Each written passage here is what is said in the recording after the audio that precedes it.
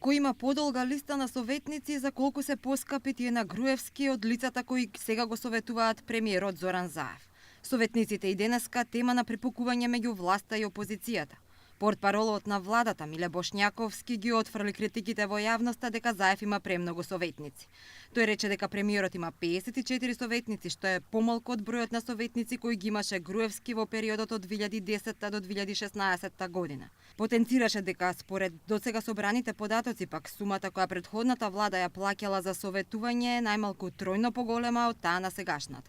Можно е да се во право бидејќи податоците од 2006 до 2010 не се обработени, така што бројкава сигурно ќе биде многу поголема од 91 советник.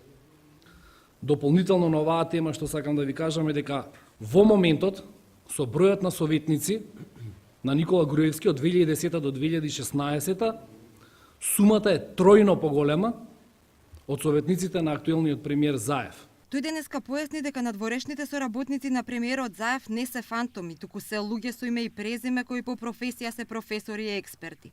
Бошњаковски рече дека тие се избор на премиерот и тој ја оценува нивната работа. Советниците и посебните советници се секојдневно на работа, тие имаат обврски. Значи, дел од нив секојдневно. Надворешните соработници во согласно со нивните обврски и договорот кој што го имаат се надворешни соработници, што значи тие работат по потреба на одредени активности и одредени проекти. Јас лично со дел од нив се имам видено во влада.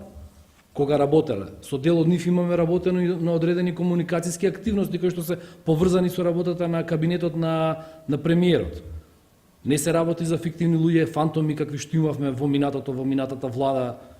Се работи за луѓе со име и презиме. Опозицијската ВМРО ДПМН пак денеска реагираше дека е скандалозен ангажманот на поранешниот шеф на одделот за човечки ресурси на Основен суд Скопје 1, Горан Стаменковски, како советник на Зоран Заев. Тие претходно побара и повлекување на Силвио Аврамовски, за кого велат дека јавноста уште бара одговор, дали тој бил осуден за вооружен инцидент и пукал врз специјалните безбедносни сили во Тетово.